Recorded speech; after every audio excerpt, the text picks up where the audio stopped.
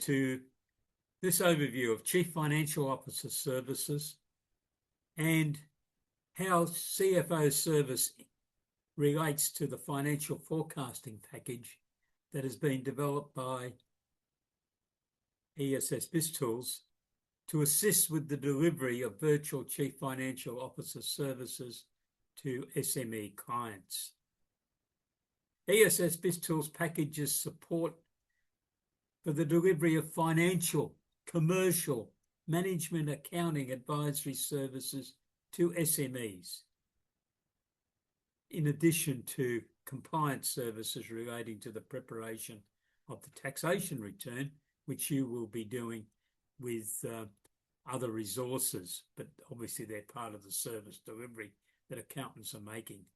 But the key point that ESS BIZTOOls will assist you with is financial, commercial, management, accounting, advisory services. So how will your professional firm meet these challenges? These challenges are providing this range of services. Training resources to equip your firm to deliver advisory services is the key activity that ESS BIZTOOls is involved in. Based on my experience as an accountant, but then an accountant working in a major public company, and then becoming the company secretary and chief financial officer of that listed public company, and learning how the big end of town operates their businesses. And then going back into public accounting as the senior partner of an accounting firm.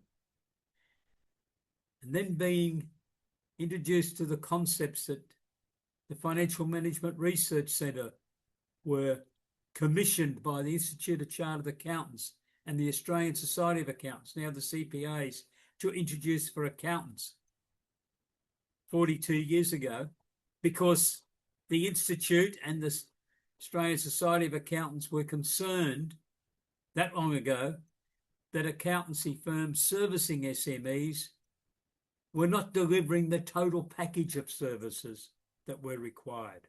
And unfortunately, a significant number of SMEs are still not receiving that total package of advisory services to help them.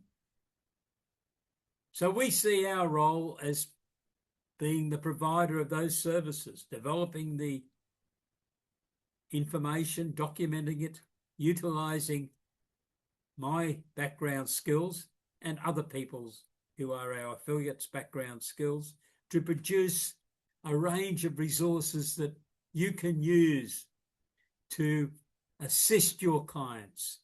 First of all, to survive the jungle that it is out there, with all the changes, with interest rates continuing to go up, inflation going up, government action that seems very confusing and is obviously taking a lot of your time to advise clients. So it's become a very costly exercise, hasn't it? The lack of decision-making coming out of the Australian Capital Territory, Canberra. So we start off with a training package because training is very important for your team to grasp the opportunities that advisory services presents.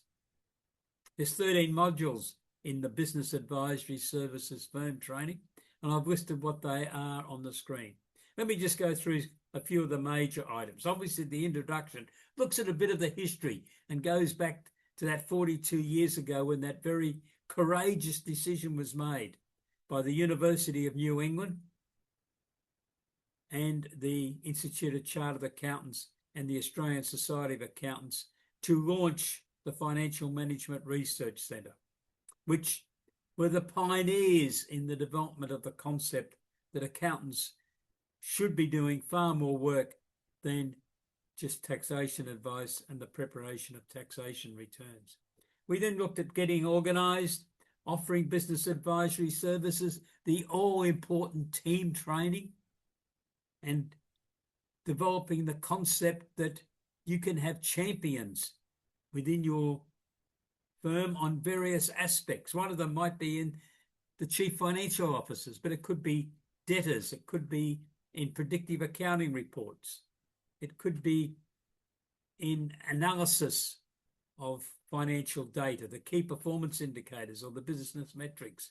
It could be as crowdsourced funding, equity raising, helping clients to be able to, first of all, understand the process and then to raise capital. Or it could be in research and development. So there are a whole range of activities that you can look at your clientele and decide which particular services you should be ensuring that you develop your own champions on. We're going to talk about the use of the SME needs analysis, a very important document that was originally developed by Andrew Geddes, one of the co-founders of the Financial Management Research Centre. And with Andrew's approval, we've made some changes to it, added a few more things to it over the years. But it plays a very important role because, unfortunately, the situation we still have is that thousands of SMEs are hesitant to ask their accountants about anything other than taxation. Now, how do I know that? Well, for 12 years, I had a contract with Oz Industry with about 11 other people. We were the Comet team, commercializing emerging technology. We interviewed people that the Oz Industry team in the main had identified, had developed new ideas, new processes, new technologies. A lot of them had undertaken research and development. And they wanted to go further. They wanted to develop into a business. So they wanted to get themselves investment ready to be able to raise capital. And when I interviewed these people, and over the period that I was involved, I acted with about 120 companies. And only a very few of them answered the question when I asked who their accountant was and said, oh, yes, we have an accountant. But they don't do anything more than basic taxation. Some of them had tax agents, as what they described them as. And some hadn't thought about it yet because they were brand new businesses. But the lasting impression I got from those discussions, no one had a great pride in who their accountants were because they basically weren't working with accountants. And when I asked them why they were not doing that, I got the same answer out of each one I asked. They said, no, accountants aren't interested in supplying this work. I went and talked to them. One of them said to me about research and development. They said, oh, no, you have to go to a big four firm to get advice on that. I don't think that's correct advice, if that's what was given. And what we're doing in the business advisory services firm training is taking you through and discussing some of these issues so that your team understand that this is the situation in the marketplace, that a lot of these SMEs have placed accountants that you're good at doing tax, but they don't appreciate you can do anything else. Now, I know you can, and we hope that we will be able to help you communicate. Client mentoring and coaching, communications to illustrate to clients that you understand how business operates. This is an important point. Following on from what I just said, my colleague, Trevor Marchant from the Boss Factor Library, is a brilliant salesman and a very good trainer, has continually said to me, accountants have got to sell advisory services to SME. Sell. Now I say, open quote, sell, close quote, and say to you that sell doesn't necessarily mean getting paid a payment, that the process could be to communicate to your clients that you can deliver these services to them. And this is what we would be doing through these communication channels. We've got client seminars that we've prepared. You can utilize that concept, obviously put your own photographs in, your own names, change some of the material if you wish. Business Plus newsletter we produce each month for you to badge with your firm name and send to your clients. But what we urge you to do is to read the newsletter first and identify which of your clients might be interested in the various articles. There's normally 4 to 6 articles in each edition, and we try to spread the commentary over about 8 different types of SMEs, people thinking about business, people who've just started, people who've just purchased a business, or they're negotiating to buy, people who have been in business for 12 months, people who are wanting to develop succession plans, people who are looking to raise capital, and so on. So we've got different articles over the year. So there's somewhere between 70 and 90 articles in a year. And they're all going out badged as coming from your firm, because it's this communication to your SME clients and your prospects that is conveying to them that you are able to advise them on these services, that you are keen to deliver these services. So we're suggesting, after you've identified who you think might be interested, 3 or 4 days later, you make a phone call to them. And so, did you read that article on Chief Financial Officer services?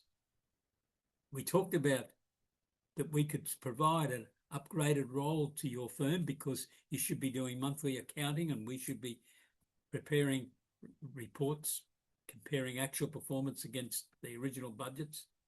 Would you like us to come and have a cup of tea with you, a cup of coffee, or something a wee bit stronger, and discuss how we can provide those services? In that way, the Business Plus newsletter is a marketing tool for you to communicate to your clients that you can supply these services.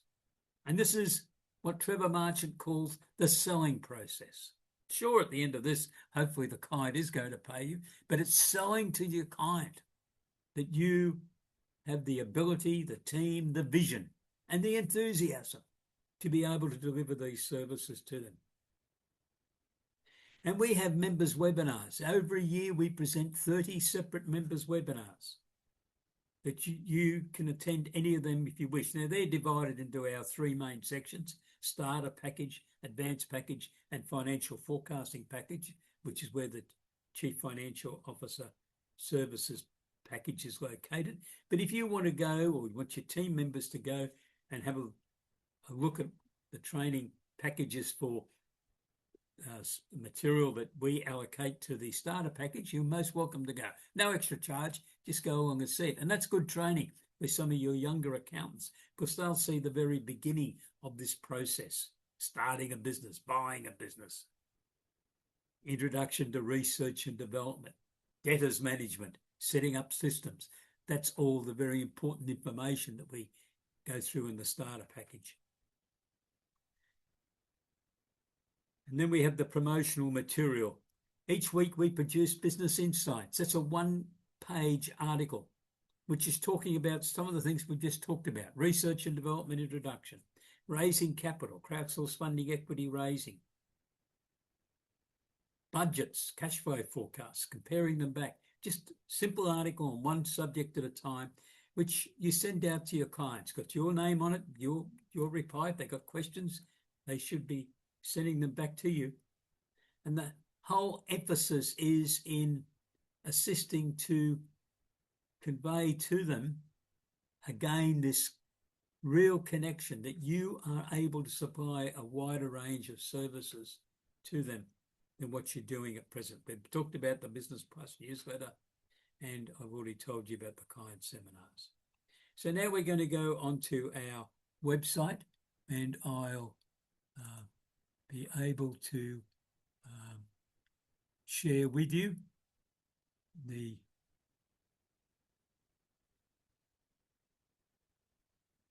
information that we have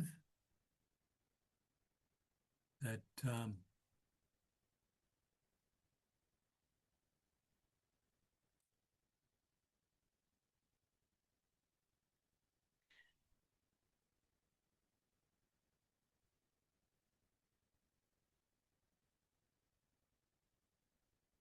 we'll just make sure that the linkages are now working. You should now be able to see our website. So this is the website of ESS BIZTOOLS. As I indicated just a while ago, we have 3 main packages. We have the starter package, then the advanced package, then the financial forecasting package, and that's where the Chief Financial Officer Services is located.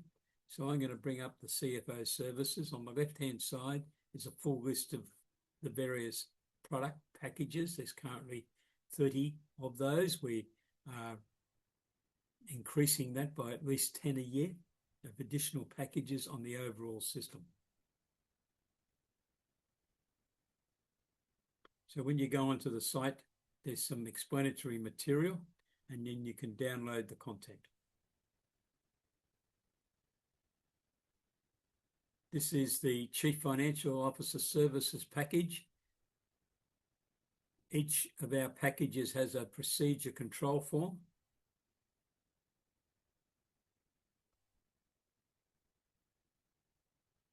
I'll just bring it across so you can see it.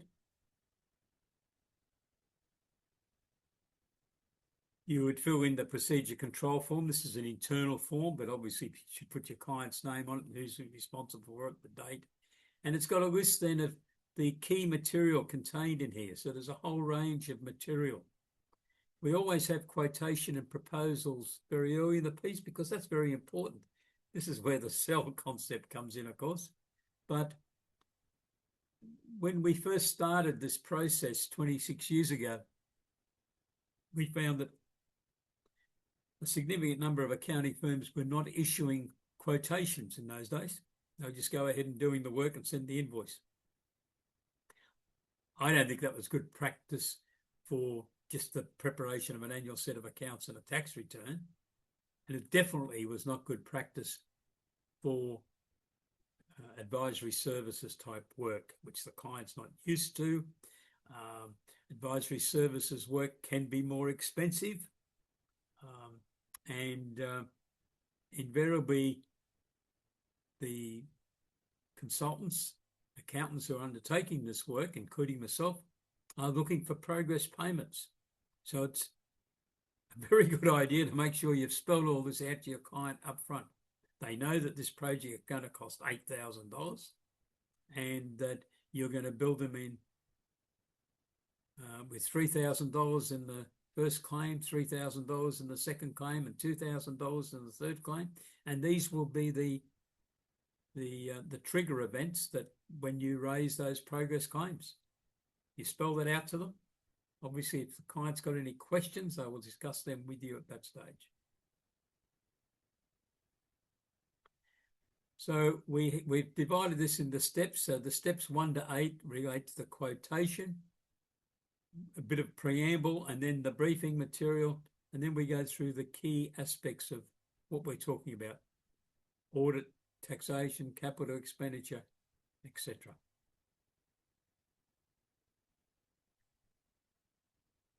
You can read a paper, and I'll bring that paper up now, 570.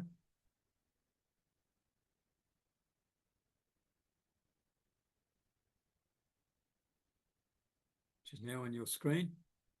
So this is a paper, the 570 series relates to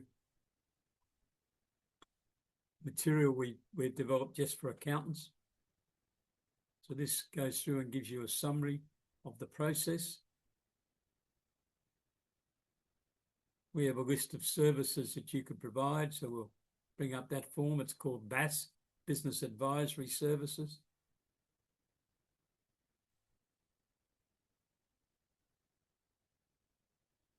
So that's the form that you now have on your screen. Chief Financial Officer Services. Business systems. We're trying to establish what we think the due diligence review is about that you would be undertaking.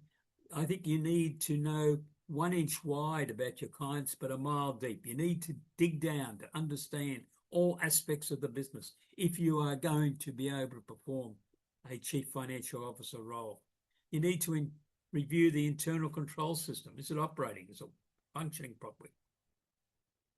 Document the vision. Discuss with the leadership team of the client and make your notes on development of the business plan in conjunction with the leadership team. I think it's essential that you've already undertaken a due diligence review. You've got this 1 inch wide and a mile deep before you start preparing a business plan. And you've looked at the internal control system. you've had some discussions with the team, maybe 1 hour discussion with the leadership team. So you got some feeling for it, because your role, as I see it, is you're the facilitator for the preparation of the business plan. And then we go into the business plan. Now, once the business plan's finished, the next step in the process is the predictive accounting reports. Now, this is the financial interpretation of the business plan. That's the best description I can give of what this process is. You've undertaken some due diligence review. You've made your attempt to understand 1 inch wide, a mile deep, how the business operates, where the secrets are, sort of thing. You've had a discussion with the leadership team, and you then sat down and prepared with them a business plan. And all that's taken a few months normally. And you've got the business plan, and the business plan's outlined what the funding initiatives are going to be. It's just like the government's bringing down budgets, although I hope yours is not as controversial as the recent Australian government budget's been. But we then go into this process, which we're calling the predictive accounting reports. It's the financial interpretation of the business plan. Now, there's some key items in this, and the first slide is the key drivers. Now, the key drivers are things like inventory, debtors, creditors, work in progress, capital expenditure, research and development, new loans. It's items that could be embedded into just the cash flow and the general run-of-the-mill items within a business plan, within a budget. But that doesn't give you any control, or anyone any control. By preparing the key drivers as separate standalone accounts, you will have projected what the balance is going to be at the end of a month, that you can then reconcile what their actual performance is. So if, for argument's sake, you had included a key driver for completed inventory at $200,000, and in 3 months' time, when you're reviewing the monthly financial accounts, you look at it and find that there's $350,000 in completed inventory. What is that telling you? I think it's telling you that you should have a good close look at it and see what's gone wrong. Have they stopped selling? Or did they deliberately increase production because there's a major order? And if so, did the client get some progress payments on that because of the significant cash flow outlay they've now made? It just raises some questions. And if you're going to perform a chief financial officer role, you need to get the data so that you can be asking the questions. We then move into cash flow forecasts. But I've missed one, and I want to go back to it, and that's budgets for all business operations. This is very important. I don't like everything being consolidated into one budget and therefore one profit and loss account if the business is divided up into separate workable areas, separate teams, separate departments, separate businesses, whatever you want to call them. They should all have their own budgets, because this will help to analyze a problem. I had one of those many years ago, and this client was sent to me by a government agency, actually, and they had suddenly incurred a significant trading loss. And when I examined what they had 20 different business operations, but everything, the profit and loss account, etc., was all put together into one.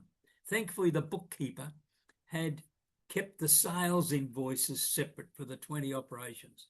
So with a lot of hard work, we recreated the financial records in departments. And we finally found that the problem was in one particular operation. It happened to be the managing director's favourite activity out of 20. So it took a bit of discussion to convince him that that was where the problem was, because we found out what caused the problem, which I won't go into now, but we found out where the problem was, we identified what it was, and then tracked back what had happened. And obviously what had happened was nothing. No one bothered to report to the next in command and so on. So at the end of the day, a change had occurred in what was happening out in the field, and that had been running for about 6 months, and suddenly these huge losses started to appear. And the client was getting assessed for a government grant, and the government officer said, I think you better go and get this checked. And that's how I got involved. My firm was hired to undertake the review. So what it really identified to me was this very important attribute, and big companies all divide their activities down into individual business operations so that you can ram home accountability and analyze the performance. The cash flow forecast obviously incorporates everything that's happened, and then one of the key roles for you will be to be able to analyze that cash flow forecast and then make sure you're getting that information on at least a monthly basis, and you will forward some further calculations to make sure you've got a comfortable feeling for what is going to happen over the next 12 months or so.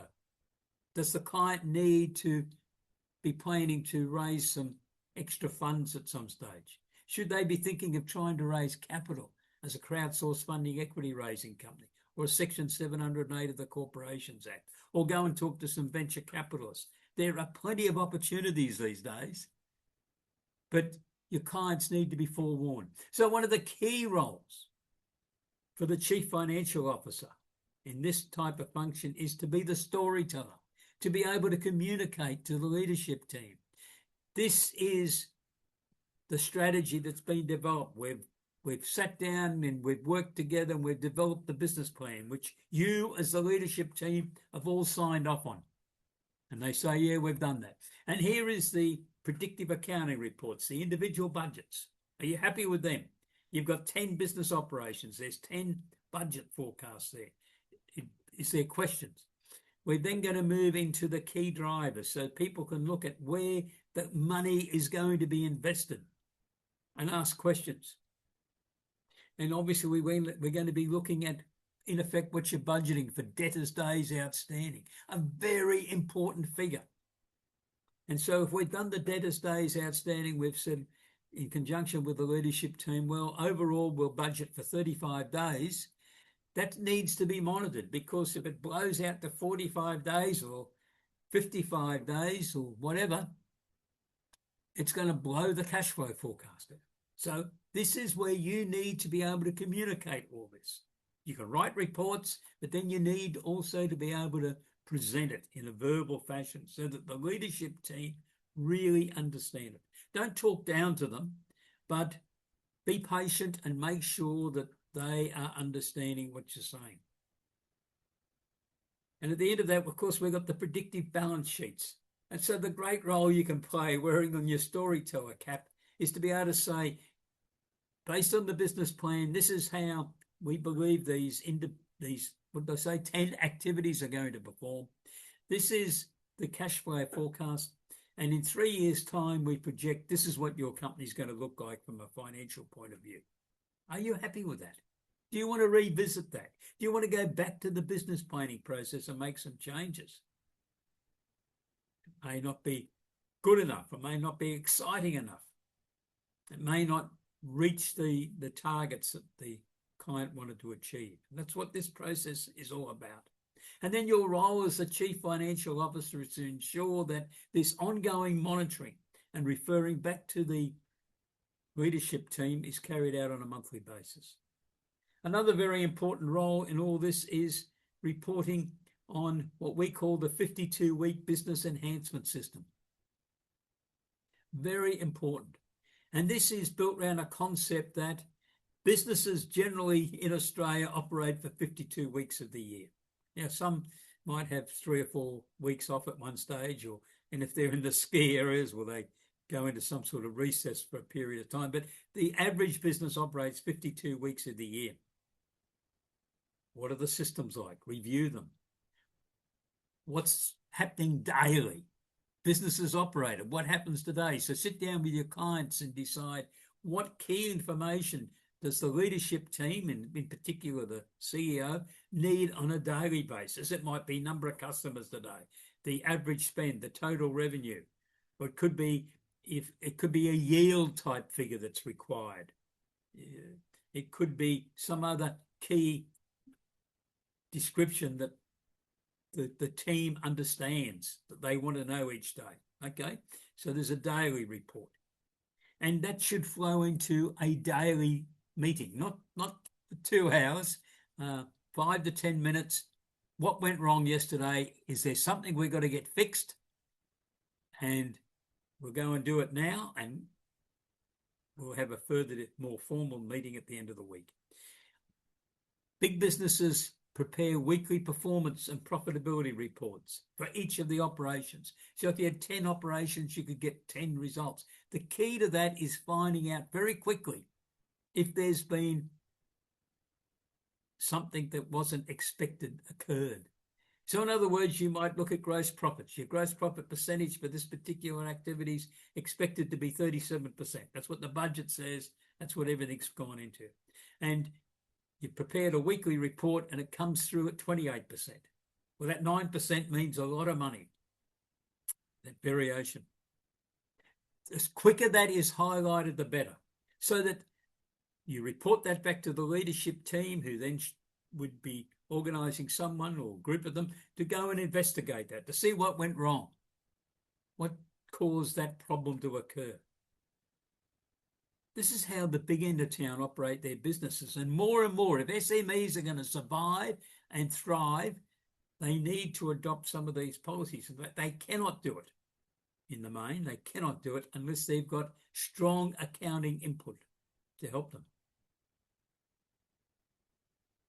And once you've got the weekly performance reports, profitability reports, you've got then key performance indicators on a weekly basis. This can be very important information. What are the trends? And some of those trends will be available daily. So that variations stand out, like the proverbial. Wow, what caused that to happen? It might be favourable, The average sale's been running at $19 and suddenly it was $71. What caused that? Oh, yeah, someone come in and spent a couple of $1,000 in one transaction that we don't normally get in this business. So it's understood. Because the reaction from leadership could be, well, you've made a mistake. Well, we need to make sure that if you get very big fluctuations, they can be identify what they were. Because fluctuations, whether they're good, they look good for you or bad for you, should always be investigated, I've found. Because some of them that look good, you might find out to your tears that in 3 or 4 months' time or even later that it was an error. It wasn't right. So we need to look at, and also what-if scenarios. Very important role. I was, as I said earlier, CFO in a listed public company. I got a lot of questions each day from the managing director. I called them the what-if questions.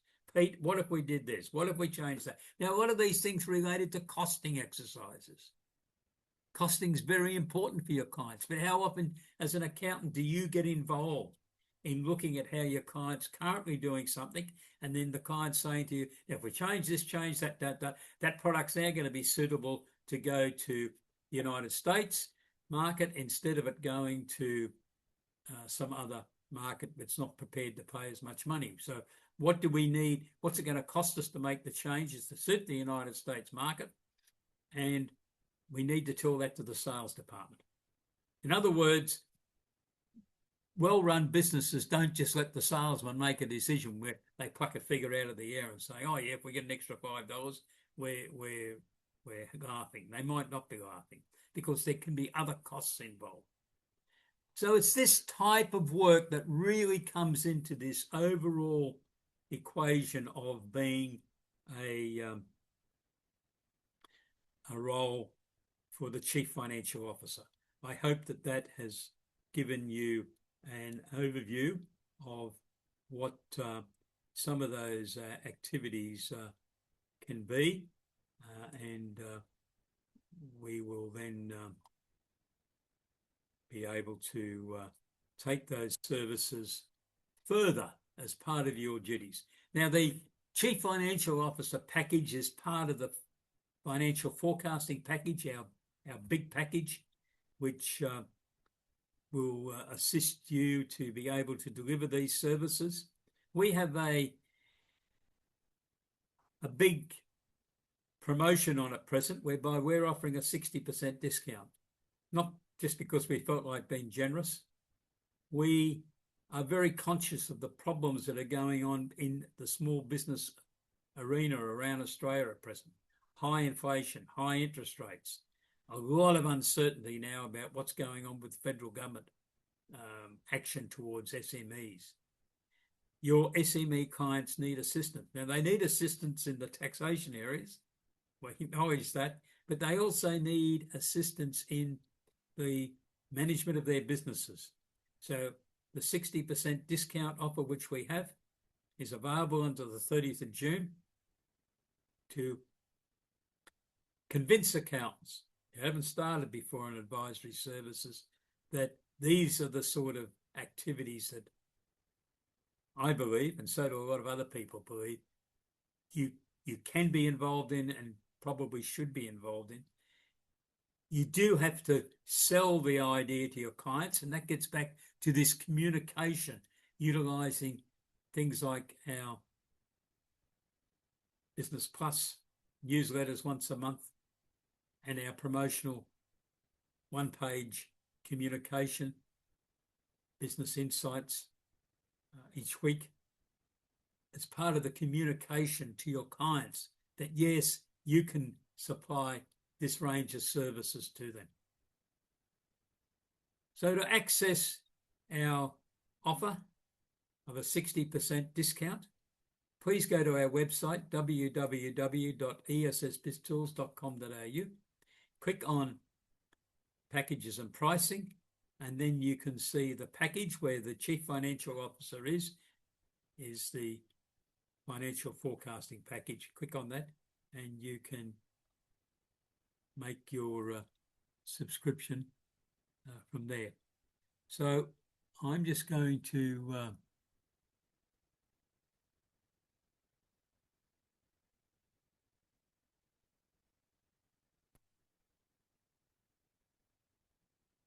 no, I'm having a bit of trouble there with the next sort of slides.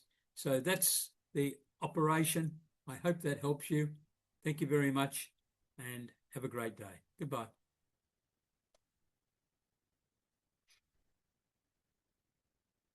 I just found my slides, so I'll just come back to them if that's all right. So we're helping accounting firms support SMEs through very difficult times. There's the 60% reduction. So instead of paying $2,199, your investment will be $879.60, including GST. That will cover you for 12 months. And there's the subscription details. Go to our website, click on Packaging and Pricing, and then click on Financial Forecasting Package. There's material there you can download covering all aspects of what's included. I have specialised today in talking to you about the Chief Financial Officer because it's the key package supplied within the overall financial forecasting package, because quite frankly, that whole package is really built around performing a virtual CFO service for your SME clients. If you've got any questions, please send me an email, peter@essbiztools.com.au, or you can telephone me on 0418 190 181. Have a great day. Goodbye.